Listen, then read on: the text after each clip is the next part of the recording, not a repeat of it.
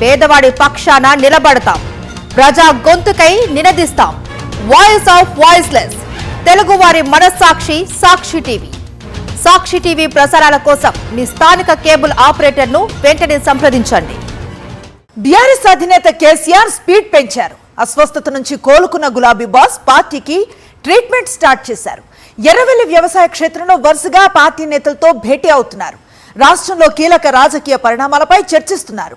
Party అనుసరించాల్సిన వైఖరిపై నాయకులకు దిశానిర్దేశం చేస్తున్నారు. ఎర్రవల్లి ఫామ్ హౌస్ లో గులాబీ పార్టీ అధినేత కేసీఆర్ వారం రోజులుగా పార్టీ ముఖ్య నేతలతో సమావేశమవుతున్నారు. పార్టీ వర్కింగ్ ప్రెసిడెంట్ కేటీఆర్, మాజీ మంత్రులు హరీష్ రావు, జగదీష్ రెడ్డిలతో పాటు పలువురు బీఆర్ఎస్ కీలక నేతలతో చర్చిస్తున్నారు.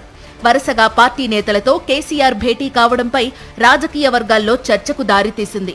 ఫిరాయింపు ఎమ్మెల్యేల కేసుకు సంబంధించి సుప్రీంకోర్టు తీర్పు, కాళేశ్వరంపై జస్టిస్ పీసీ ఘోష్ కమిషన్ ఇచ్చిన నివేదిక, బీసీ రిజర్వేషన్ల ఆర్డినెన్స్, స్థానిక సంస్థల ఎన్నికలు, ఉప ఎన్నికలపై పార్టీ సీనియర్ నేతలతో కేసీఆర్ సమాలోచనలు జరుపుతున్నట్లు సమాచారం.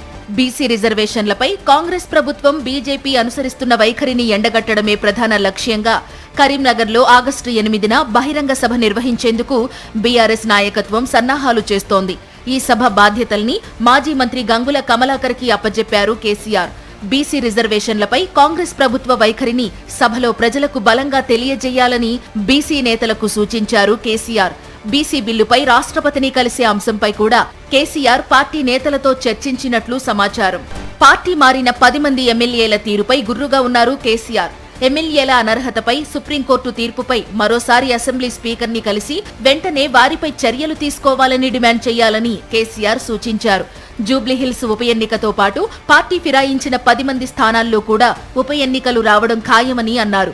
ఇందుకోసం పార్టీ నేతలు, క్యాడర్ సిద్ధంగా ఉండాలని, ప్రభుత్వం ఇచ్చిన హామీల అమలు, ప్రజా వ్యతిరేక విధానాలను బాగా ఎండగట్టాలని ఆదేశించినట్లు తెలుస్తోంది. కాళేశ్వరం ప్రాజెక్టుపై విచారణ ప్రభావం స్థానిక సంస్థల ఎన్నికలపై ఉండబోదని, కాళేశ్వరం ప్రాజెక్టు, బనకచెర్ల ప్రాజెక్టుపై బీఆర్ఎస్వి విద్యార్థులతో కాలేజీల్లో ప్రచారం చేయాలని, స్థానిక ఎన్నికల్లో కాంగ్రెస్ ప్రభుత్వ ప్రజా వ్యతిరేక విధానాలతో పాటు కక్ష సాధింపు రాజకీయాలపైన ప్రజలకు వివరించాలని పార్టీ నేతలకు కేసీఆర్ దిశానిర్దేశం చేశారు.